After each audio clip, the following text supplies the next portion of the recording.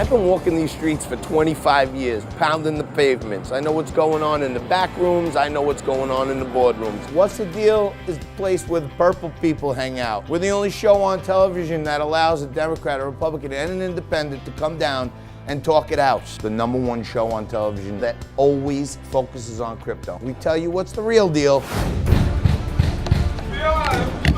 Roger Stone was taken into custody by the FBI. One guy with a gun here. This is the first time where we have actually seen them grab the dude. Roger Stone.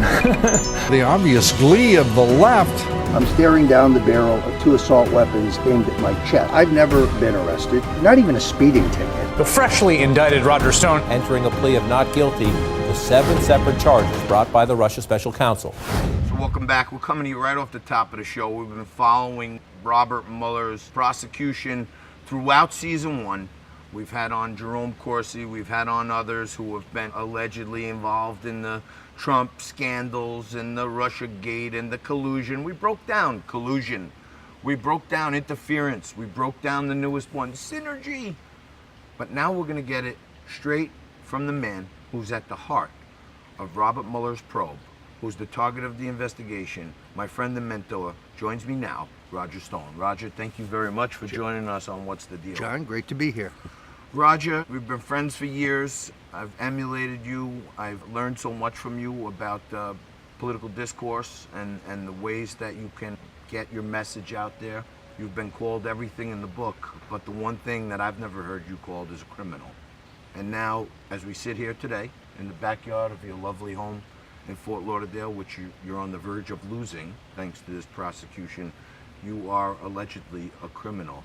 Take our audience through the pain, the stress of when the feds start slamming on your door at 6:30 in the morning. Sure, John. First of all, let me point out that I pled not guilty to all of these process crimes, and I will be acquitted and vindicated in court if I can get a fair trial. So, as I have said, I've been under investigation for over 2 years. That means that Robert Mueller and his colleagues have probed into every aspect of my life, my personal life, my family life, my private life, my political life, my business life, my social life, combing through my tax returns, going through my business records.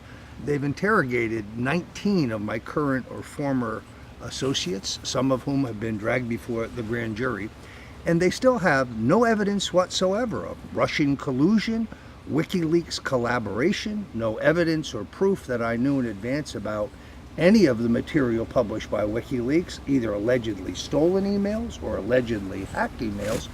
I stand accused of a series of process crimes for which I am not guilty. They say I lied to Congress. Really?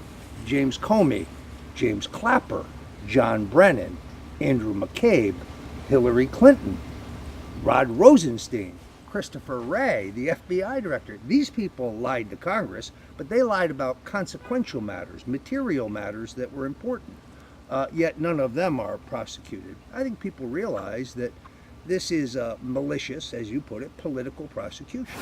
Roger, tell everyone out there a little about your defense fund and how important Sure. it is to keep you in the game. Well, of course, the irony is that the judge has said that she may issue a gag order because she doesn't want me to poison the jury pool.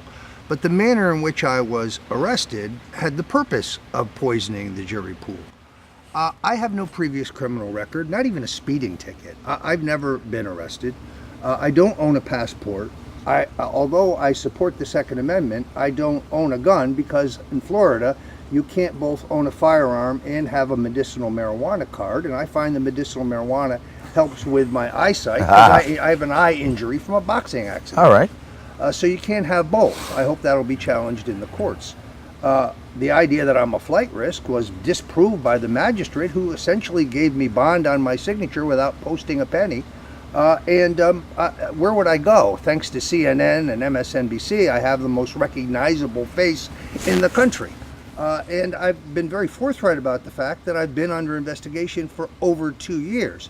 So the idea that I would wait until last Friday to tamper or destroy evidence is ludicrous. By the way, I've tampered with and destroyed nothing at all. When you say the most recognizable face, anytime I bring up your name to anyone and talk about your cause, they say, "I love that guy's hair." I think the hair might be more Well, recognizable. maybe I could get body double work for Mike Pence, but to walk through this, last Friday at approximately 5:50 in the morning, I heard a pounding on the door. I was in the second story. My wife was asleep in the bedroom, and I hear a pounding at the door, but I hadn't yet heard a voice. So I don't know who this is, whether someone's had an accident, whether it's a nut, I have no idea. I come down the staircase, now I hear a pounding on the door and a man shouting, "FBI, open the door." I don't know if it's really the FBI. It's dark out there. I turn on the light. I'm staring down the barrel of 2 assault weapons aimed at my chest. The guy says, "FBI, we have a warrant, open the door." I open the door. The agent says, still having guns pointed at me, "Are you Roger Stone?" I said, "I am." They said, "We have a warrant for your arrest. Please step outside." I put my hands where they can see them because I don't want to get shot. I step out. They say, "Put your hands behind your back." I do. They handcuff me. I was wearing a Roger Stone Did Nothing Wrong t-shirt. You can get those at 1776.shop. The money goes to benefit my legal defense fund. And a pair of cut-off sweatpants, and I'm in bare feet. They say to me, who else is in the house? They say, "My wife, 2 dogs, and 3 cats." They say, "Where is she?" I said, "She's in a second-story bedroom." They take me out to the street. My wife is still sleeping because she has not heard any of this commotion. She told me later that they burst into the bedroom and got her out of bed at gunpoint. She didn't know what was going on. Your wife's not charged. No, she's in not any part of this charged case. in any crime. They take her out of the house in her nightgown and barefooted, and that she's made to stand in the street next to me about 10 feet away. They take my cell phone, which was in my pocket. They took her cell phone. She was not allowed to take calls or make calls. I, of course, said, "I want to talk to my lawyer." They said, "Your lawyer's been called." They sent 29 FBI agents who completely surrounded the house. There were 17 vehicles in the front yard, including 2 armored vehicles. I live on a canal. There were 2 amphibious units, boats that said FBI on the side. You had some boats back here. With frogmen, with weapons.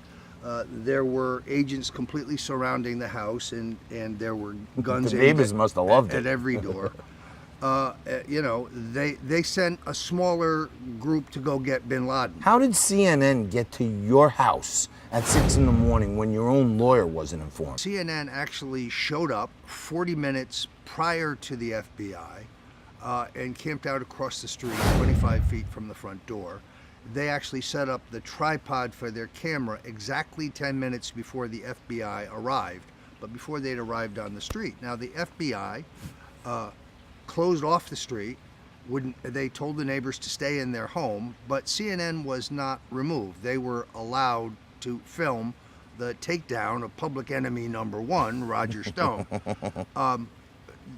CNN actually called my attorney. He learned that I had been arrested from a CNN reporter, not from the government. It's not incidental that the producer on the ground, a man named Josh Campbell, is a former special assistant to FBI Director James Comey. So let me ask you this. Do you think, is it your allegation that CNN was tipped off by someone in Mueller's office? There's no question about it, and I believe... Do you have any evidence of this? Well, they did send my lawyer a copy of my indictment, which was not the indictment released by the Justice Department on Pacer, but included metadata that shows it was created the day before. A leak of a search warrant is a crime. Of course it is. The leak of an imminent arrest is a crime. They were in touch with my attorneys. They knew who represented me. Obviously, if they'd contacted my attorney, I would have just turned myself in, which means I could have gone in dressed in a suit and tie, and it would have looked a hell of a lot better in my mugshot. Yeah. But unfortunately, that was not the case. My lawyers ultimately showed up.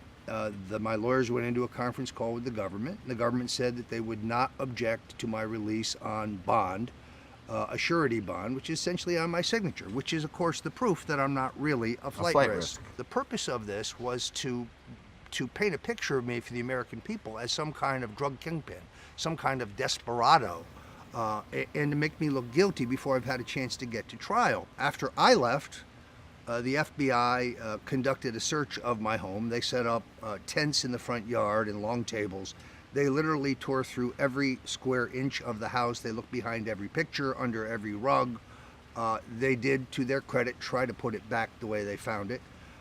My wife was not allowed to touch her phone, even though my children and my grandchildren heard about this on TV and they were calling to see if Grandma was all right. She was basically told to sit in the corner. Roger, tell our audience again where they can go. I'm going to talk about it every week. I'm going to do all I can to make sure that your voice is heard, regardless of what the courts do to you to gag you. StoneDefenseFund.com is the only authorized site, StoneDefenseFund.com. You can also go to WhoFramedRogerStone.com, take you to the same place. If you want to get one of your Roger Stone Did Nothing Wrong t-shirts, that you go to 1776.shop, and those funds also go to pay for my legal defense. You might want to ask, what's this going to cost? The answer is in excess of $2 million. That's what the lawyers project. I've already spent $500,000. Let's recognize that wiped me out. I own no real estate. I don't own this home. This is a rental. I own no stocks, no bonds. I had a small fund that had been generated from my book sales that was meant to pay for the college education of my grandchildren. I had to liquidate it to pay the lawyers. They have destroyed my income. I had a very healthy consulting business where I gave advice to large corporations. I don't lobby. I'm not a lobbyist. I haven't been a lobbyist in 30 years or longer. But that's all been destroyed because every week you could read in the media that I was going to be arrested tomorrow for treason, which of course is not what I'm accused of. So right now you're facing 45 years. We're facing a quick commercial break. While you're watching these commercials, which you must do because they keep us on the air, go to StoneDefenseFund.com, make a donation to Roger's defense so that the true story can be told and he can be exonerated. We'll take a quick commercial break. We're coming back to What's the Deal for the real deal, the inside story with Roger Stone himself. Right after this, you're watching What's the Deal, the show that doesn't kneel.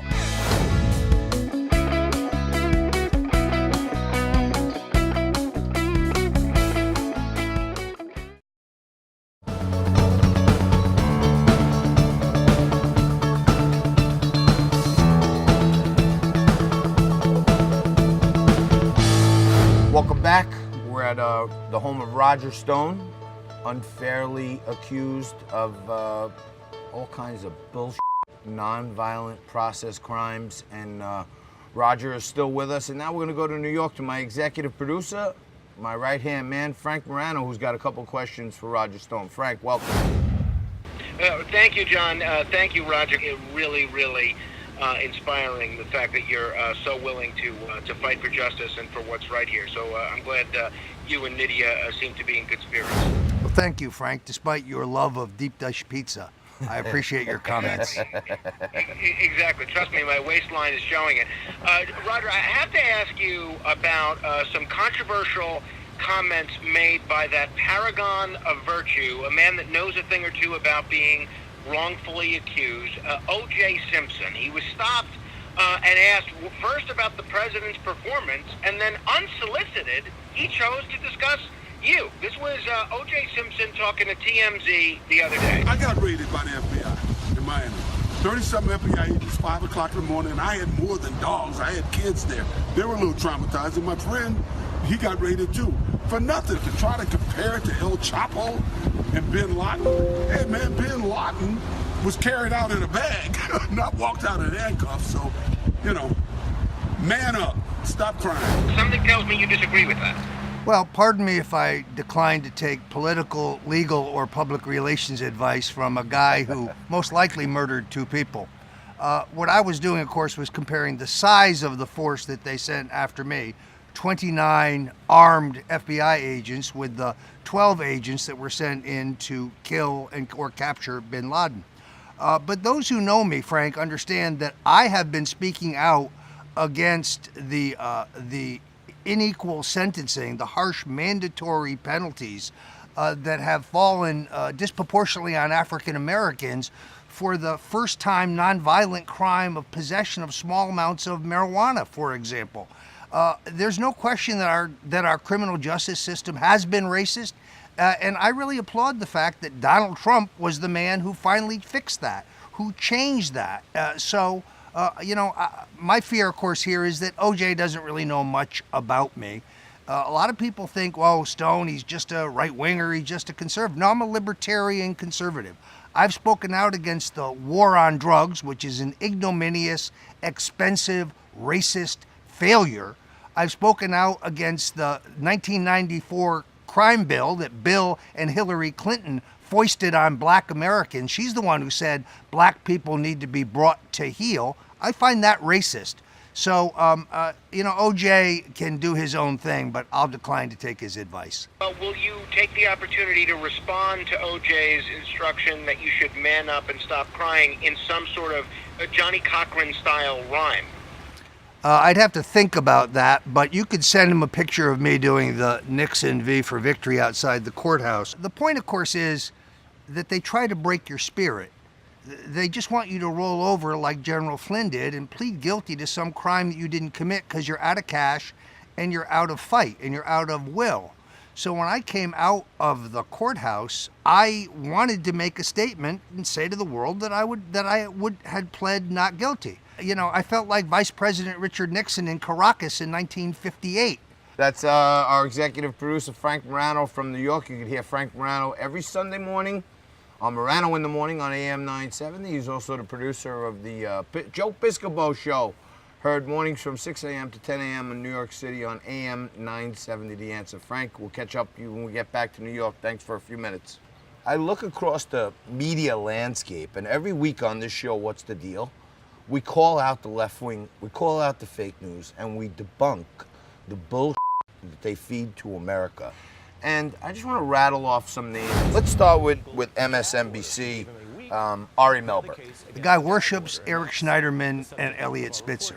He ran John Kerry's campaign for president on the West Coast.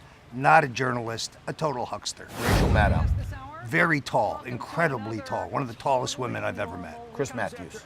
A total BS artist. The guy is always looking in the mirror, combing his hair.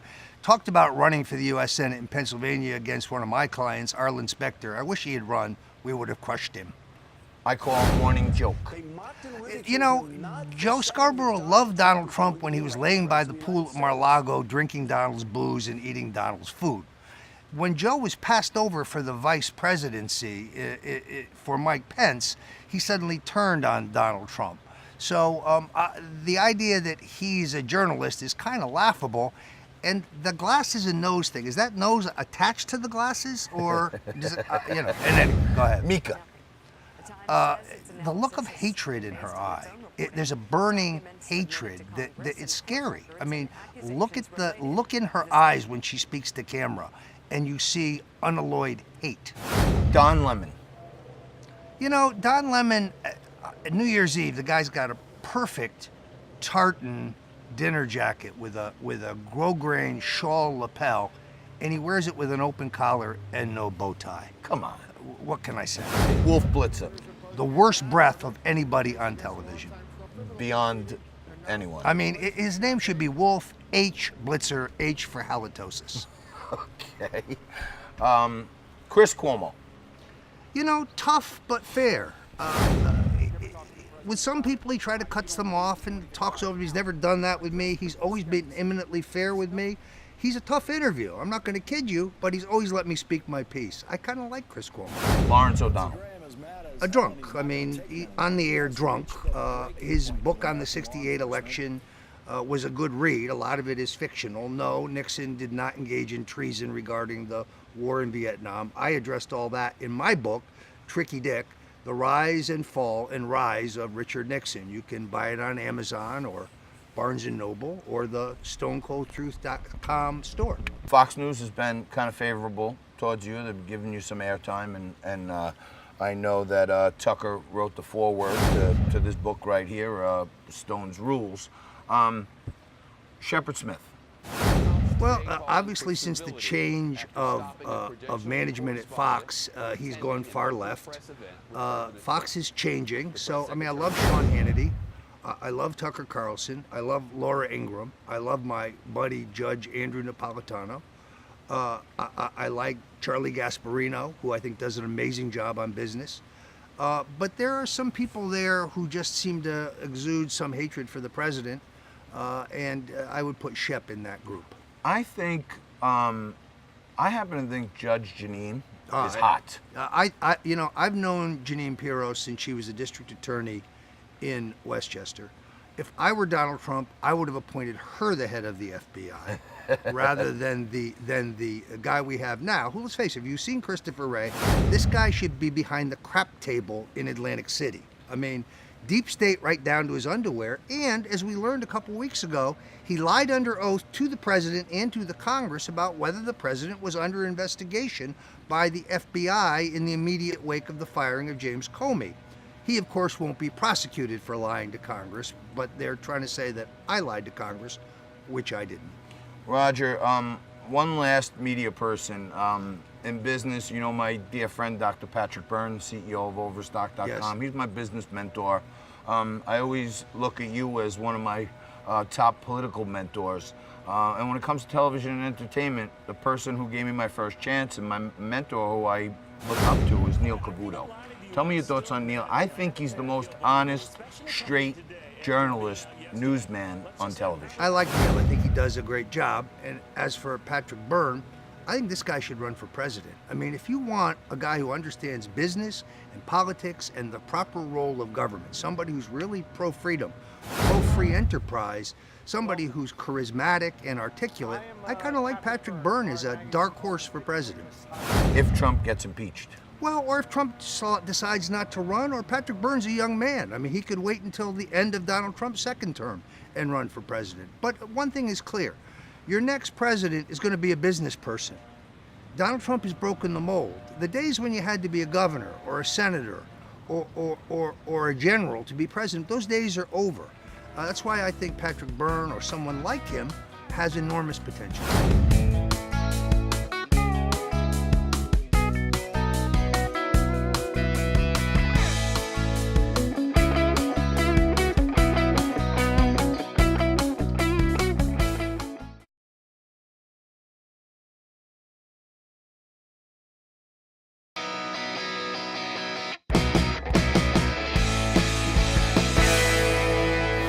When I saw Howard Schultz emerge and say he wants to run for president, the first thing I thought is, Roger's up to something.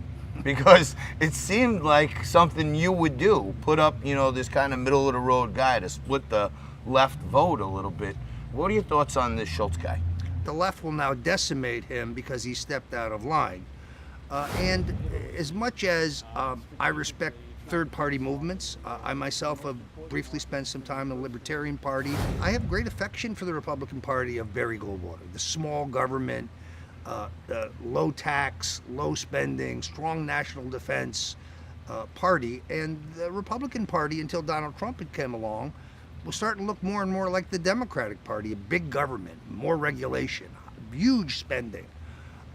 Donald Trump staged what I think was the hostile takeover of the Republican Party, kicked out the country club Bush Republicans who supported Hillary Clinton. Nonviolent coup, almost, with a small band of merry men. Right, and that's why I went back to the Republican Party and I re-registered in the party here in Florida. Unfortunately, I just think that the institutional barriers to a third-party candidate or an independent party candidate are too great because Republicans and Democrats working together have stacked the deck. You can't get into the debates. There's, maybe upwards of 24 Democrats who have now said they're considering, they're exploring running for president. Yes. I look at it as a money grab, right? They all figure, they say they're gonna run, they'll start raising some money, they can live off the fat of the land from whatever's coming in. In your view, who's the biggest threat to Donald Trump? Well, nobody in this crowd impresses me. I mean, Cory Booker, here you have a guy who, as the mayor of Newark, voted to have the city water authority pay his law firm $600,000, which he then quickly pocketed. He tried to say he didn't vote for it, but the minutes of the authority show him present and voting yes. Then he said, oh, the money was a buyout from his law firm. No, wait, it was deferred compensation. No, it was for legal work I did. If he were a Hispanic Republican, he'd be in jail. Now take Kamala Harris. You've heard about the new Kamala Harris action doll, bed not included. I mean, look, I love Willie Brown. He's a friend of mine. He's been on my international best dressed list for a number of years. He is a charming rogue, but now his side piece is running for president. I just don't see her qualifications for that job given her track record. Another person that I'm really confused about, this Tulsi Gabbard announced that she's going to be running for president. Why do you think the left is so hard trying to paint her as a Russian agent? Well, first of all, I like Tulsi Gabbard. Me too. She's in the wrong party. There's no constituency for what she stands for. She, for example, supports the Second Amendment. There's no constituency in the Democratic Party.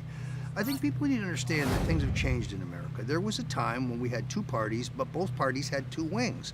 There were liberal Republicans like Nelson Rockefeller and Mitt Romney's father, George Romney, and they had conservative Republicans like Barry Goldwater, John Tower, Ronald Reagan. The Democratic Party had conservative Democrats like Sam Ervin, for example, or John McClellan, and it had liberal Democrats like George McGovern. Now the parties have realigned. The Republican Party is the party of conservatives. The Democratic Party is the party of liberals.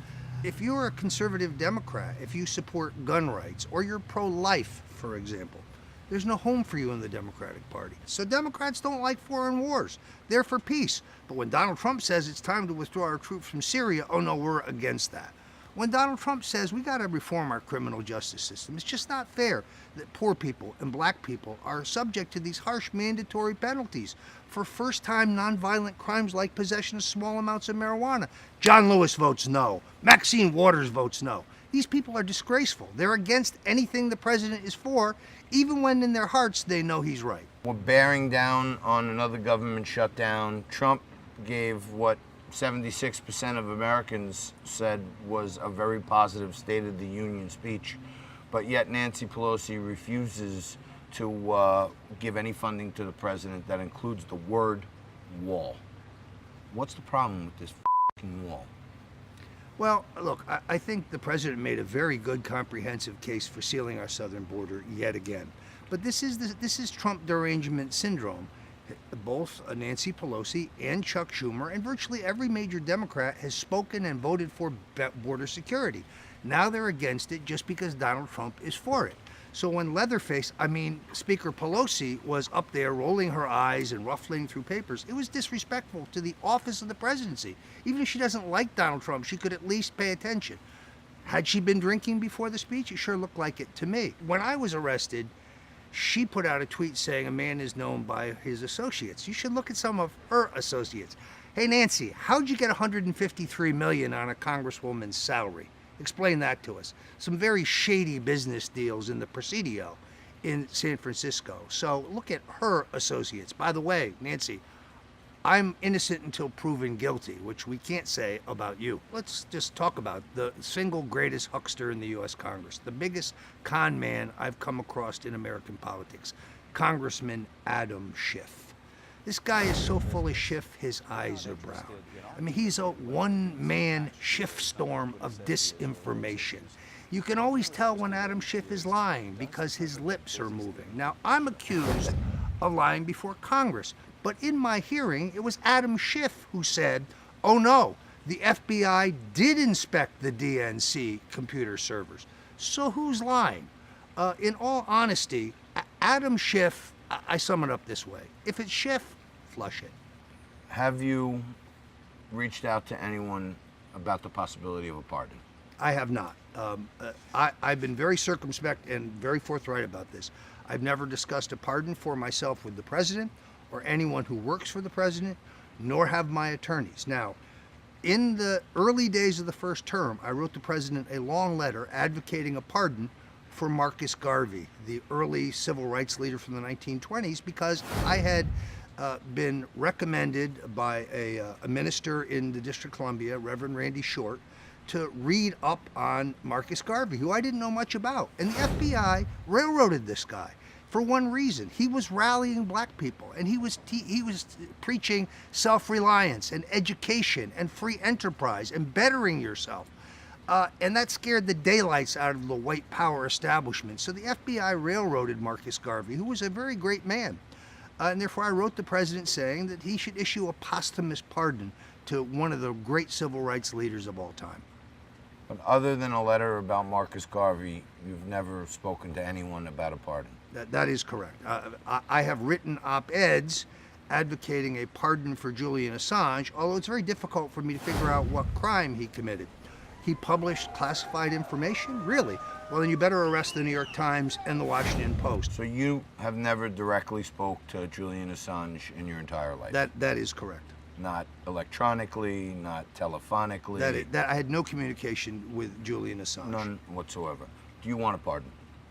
I don't think I'm going to need a pardon. I intend to be acquitted and vindicated. I haven't even thought about it. The president's been asked about it. He says he hasn't thought about it. I haven't asked for one. John, I intend to fight, but it's a question of whether I have the resources. I'm up against a multi-billion-dollar monolith, the federal taxpayers, because you're financing my prosecution. Every taxpayer in America is. If I can raise the money, I can win. People need to go to stonedefensefund.com because I'm like David up against Goliath, and I will fight, but I need the resources. Well, Roger's been on almost every media outlet. This interview and other behind-the-scenes things that Roger and I have talked about, and we're going to go to some lunch right now, are going to be coming at you for the next few months, every chance we have, so that we can remind you he's going up against the government. 85% of the people who go up against the government lose and wind up in jail. We want Roger to be in that 15%. He's going to need your help. He's going to have our help. You're watching What's the Deal? Roger Stone, thank you very much.